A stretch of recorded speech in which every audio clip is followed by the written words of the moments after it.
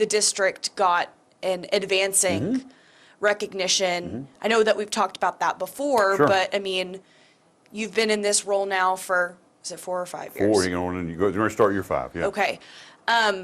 What does that mean to just kind of under your leadership see that turnaround?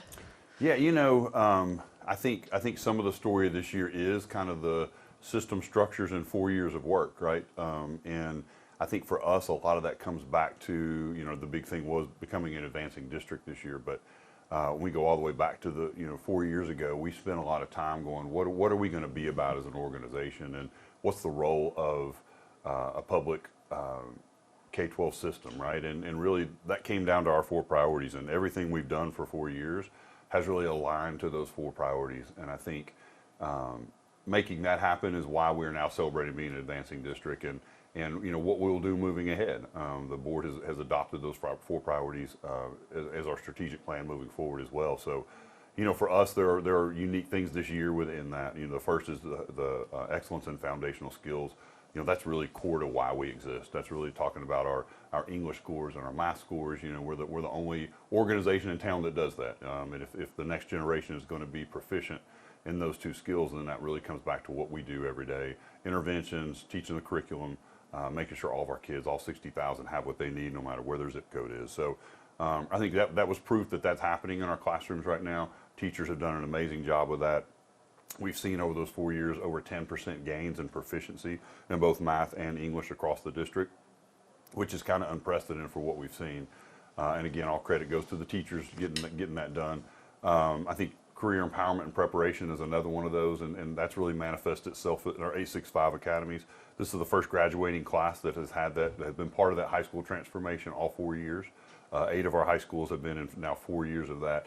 And kind of some cool stories from that. You see, kind of this recommitment to career and tech ed is really part of that. It's big to small, making a big school smaller, and that's what we do with the 865 academies.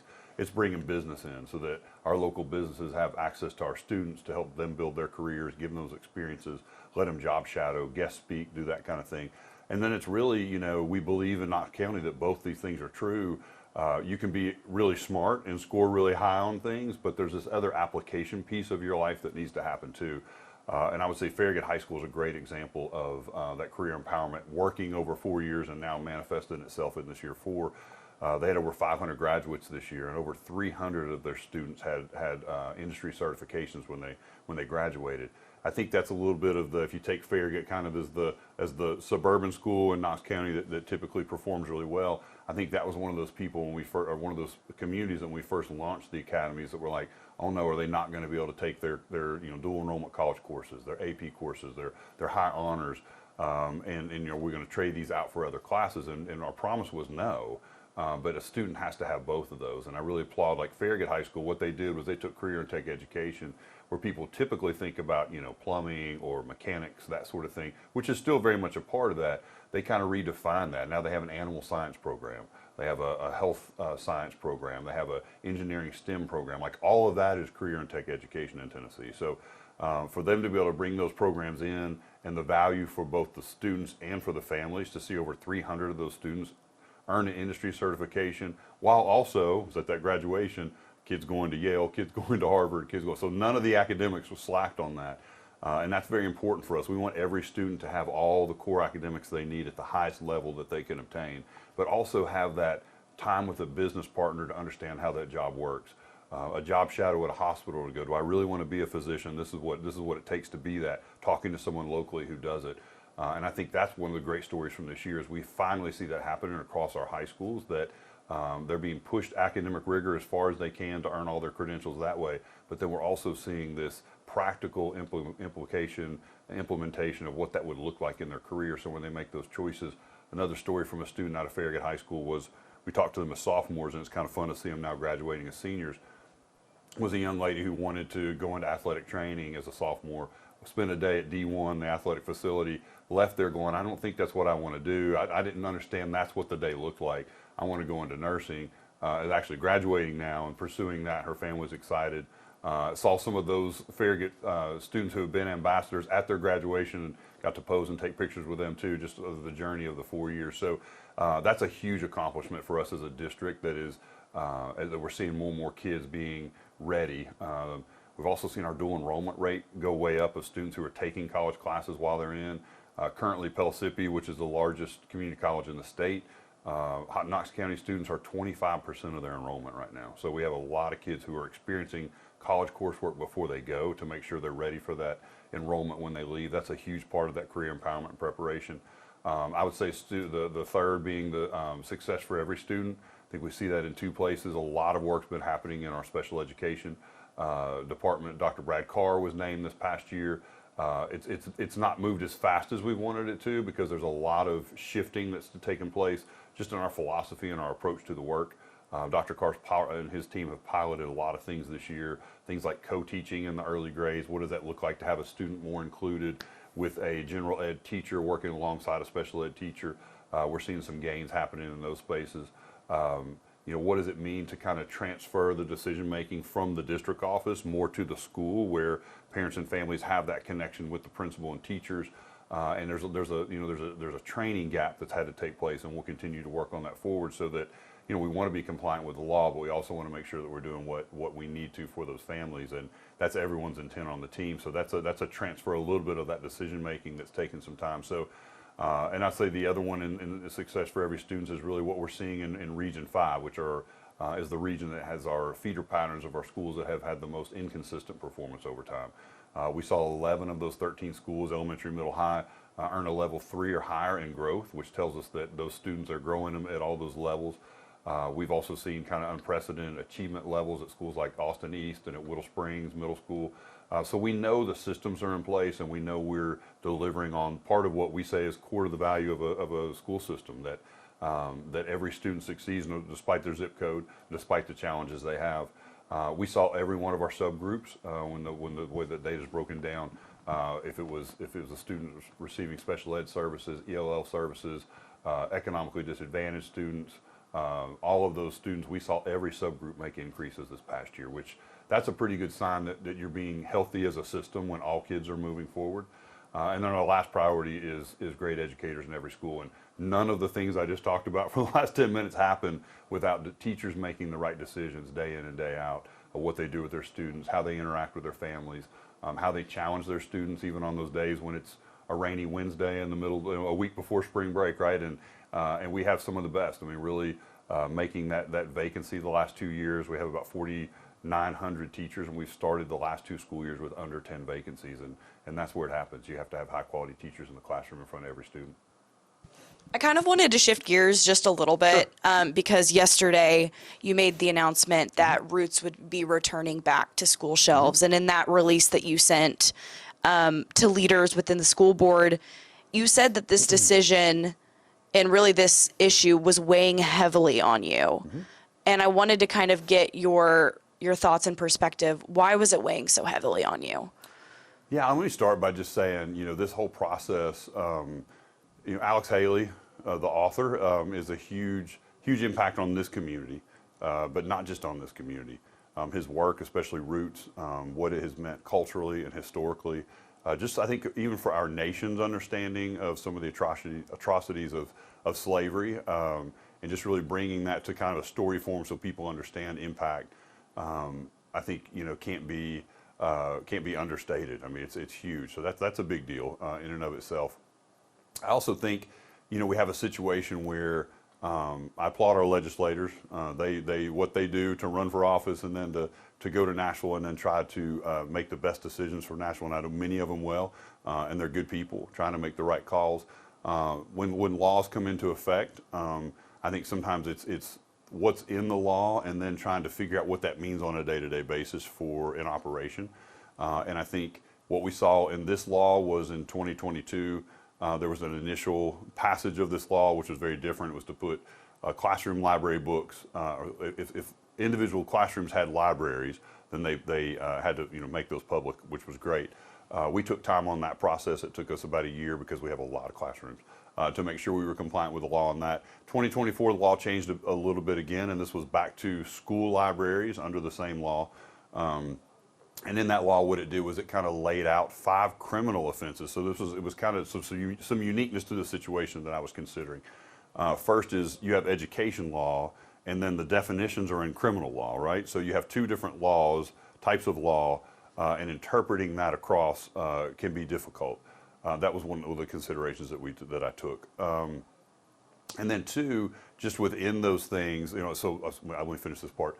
So what it meant, any books in the libraries that met any of these 5 definitions, that's where the criminal law definitions, were to be removed from the libraries. Now, it doesn't mean they're removed from the classroom. They could still be taught by teachers, but they couldn't be checked out of a library, right?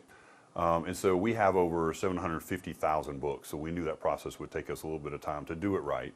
And we told the state that as well. They've allowed us that time. And so this has been a process that's been ongoing for us over the last 2 years to get through the collection.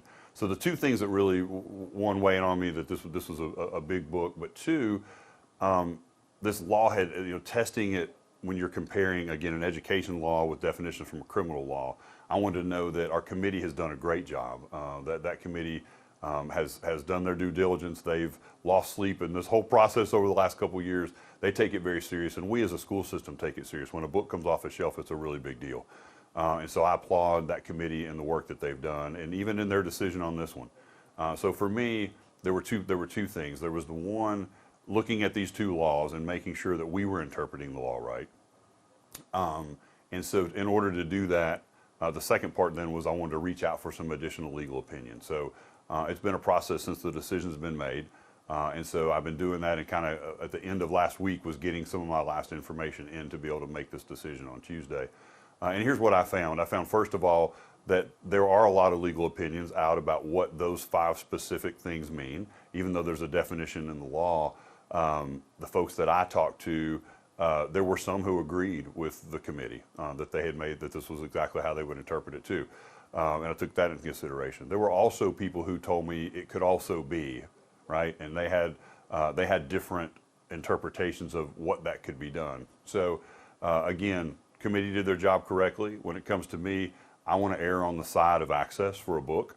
And if there is some ambiguity in interpretation of that law, then I want to put that book back on the shelf. So those were the things that we looked at. And the reason that, again, the ambiguity is there is you have 2 different types of law and different interpretations that can take place. So in this one, I wanted to make sure that we got this, I don't know if there was getting it right. I think it was more about there was a lack of clarity that this was the only answer. And when it's that way, I want to err on the side of access for the book. Sure. I wanted to kind of walk through, you've explained, the differences in the law as far as when it comes to classroom libraries and school libraries.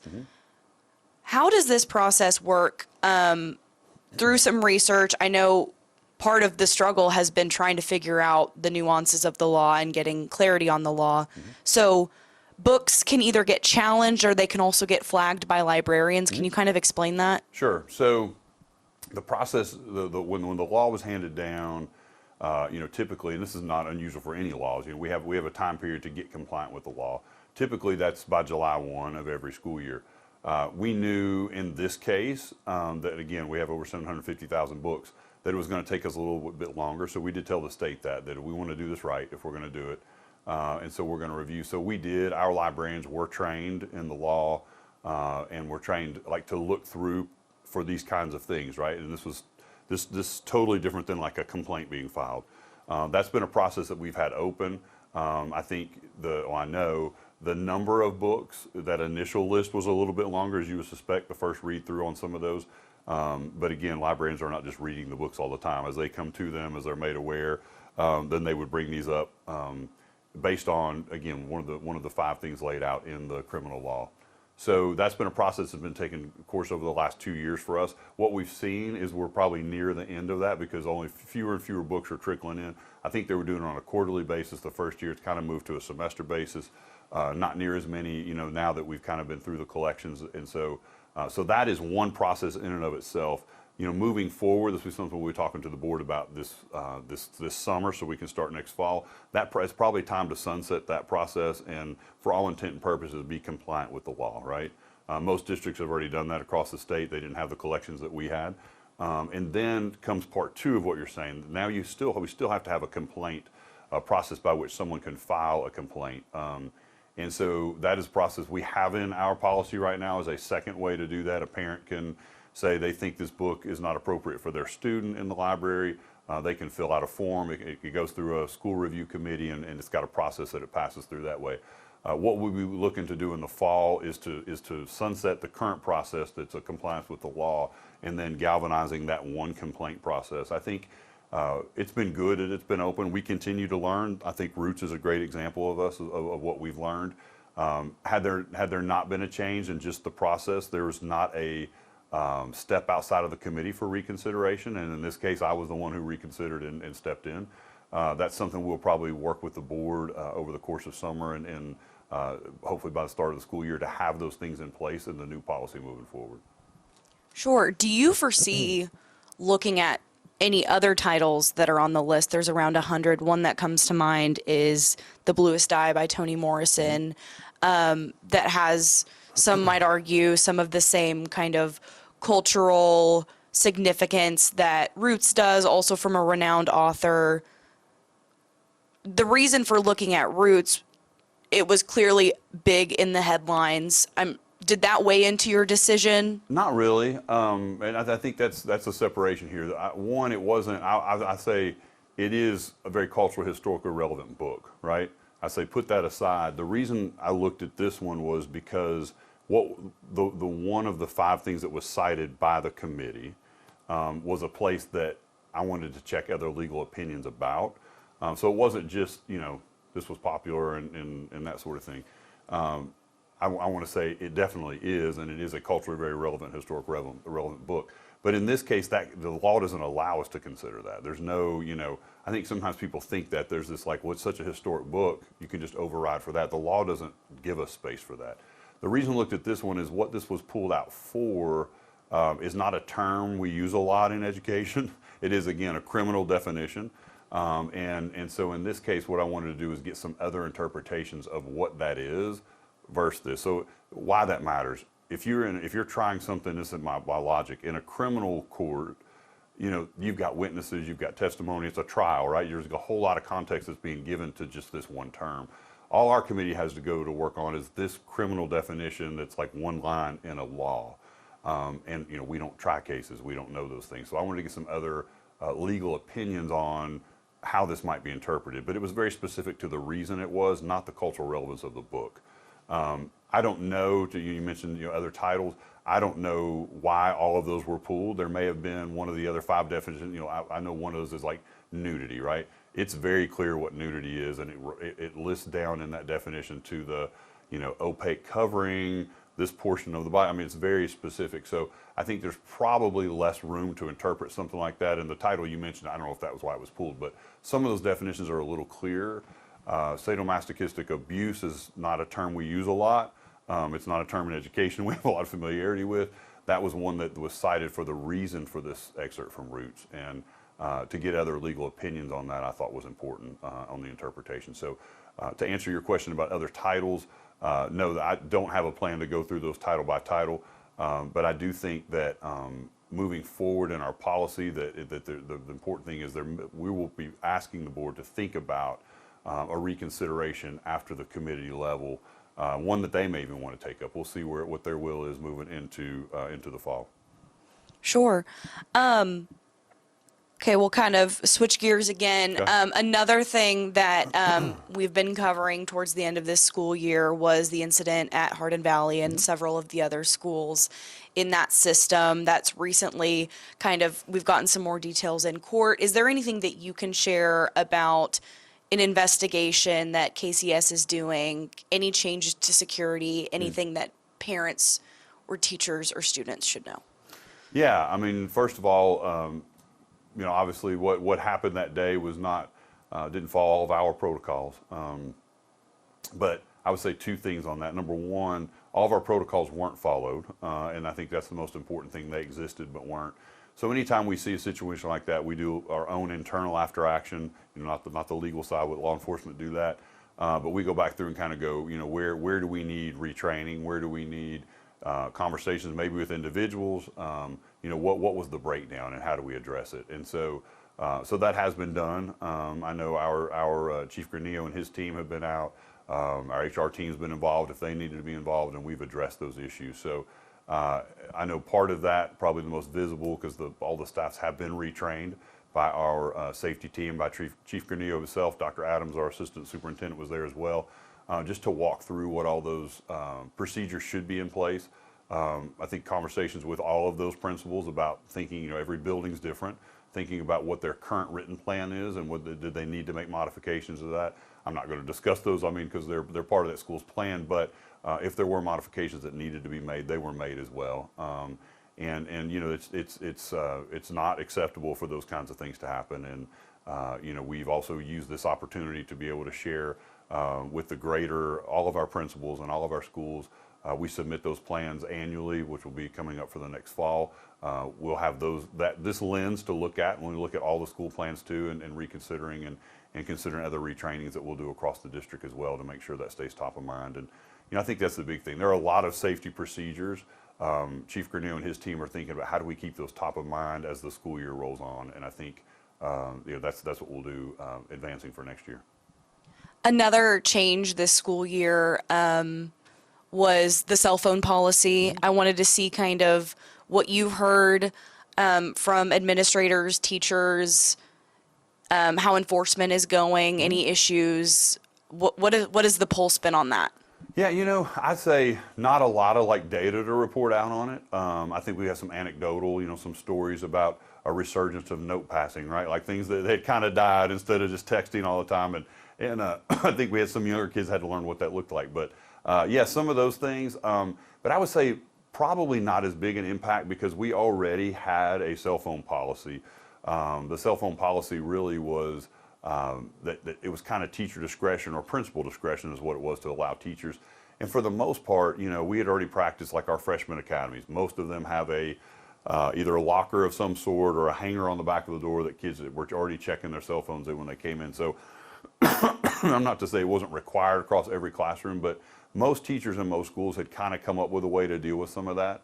I think the bigger thing was it was moving to say everyone had to, right?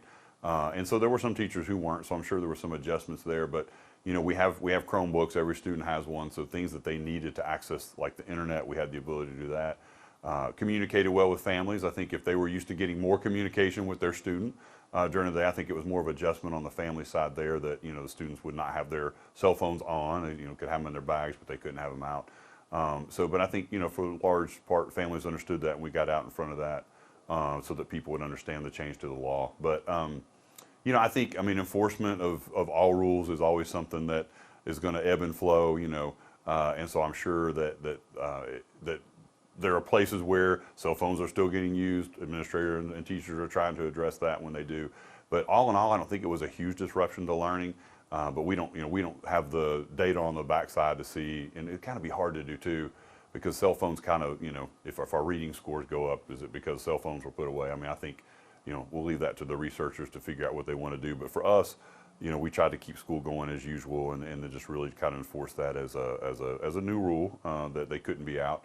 And I've been in schools where I've seen a kid who may have one, and the principal or teacher, you'll quickly tap them on the shoulder and tell them to put it away. It wasn't meant to be a huge suspendable offense and all that kind of stuff. So a lot of reminders. It's such a part of their lives to put it away at school. I think probably was adjustment for some students, but really by this point, 2 semesters in, we haven't really heard a lot one way or another about it. This is kind of just my last question is looking forward, any changes you foresee for the next upcoming school year, things that you're looking forward to, any new initiatives, anything to that nature? Oh yeah, we've made a lot of progress in 4 years, but we still have a lot of exciting things to do. I think some of the things I'm excited about is this fall you'll see it's been kind of 2 years in the making, but there'll be a formal special education plan of where we're going for the next 3 to 5 years. And I think our families have expressed things that we need to think about. I'll say our special ed team has always been very compliant with the law, and that's always going to be important.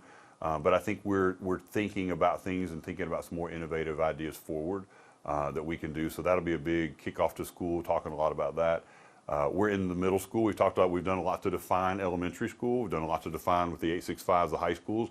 We're in a middle school analysis right now. That team is meeting. They've had an external consultant come in and talk about things. So I think we're going to see over the course of this year, probably won't launch this year, probably launch the following, but what middle school will look like, and just being very intentional about that. Our middle schools are doing lots of different things in different places. We want to be able to keep their flavor, but we also want to be able to deliver to parents to say, when your student's in middle school, this is what you should expect. All the way down to parent engagement. As we've done some research on that, and in conversations, we've heard a lot of, there's that kind of, once kids get out of elementary school, we're kind of like, they're grown, drop me off on the corner, a street corner, move on. And we as a school have to be more accepting too. I can figure out how to plug parents in, but parents, we need their engagement in the middle school years. And another neat thing out of that is we're realizing that 6th grade is very different than 8th grade. And so we can't treat them all the same in master schedule. There's a lot of maturation happening in students, a lot of what they need for next steps. So I think that'll be exciting too. We're doing a lot of in the innovative schools work too. I think you'll see some stuff on that about how do we continue to evolve and offer options to our families as they come around, and make sure that's in programming, make sure that's in technology and the right uses of that. A lot of research out there now on that, and us is thinking about intentionality around screen time, things like AI. And I think we don't have those solved, but we're continuing to be in that conversation. I think you'll see some of that kind of to fruition next year in our conversations. Anything that I haven't touched on that you want to touch on? Well, I don't know. I just, we're in a great spot, and our teachers and principals are working really hard, but but we're not done yet. We've still got some work to do, and I think we see what it's going to take, and a lot of it is just not being distracted and staying committed to what got us here, but just doing it better and making sure it's happening for all students. Thank you so much for your time. I really appreciate it. Thank you.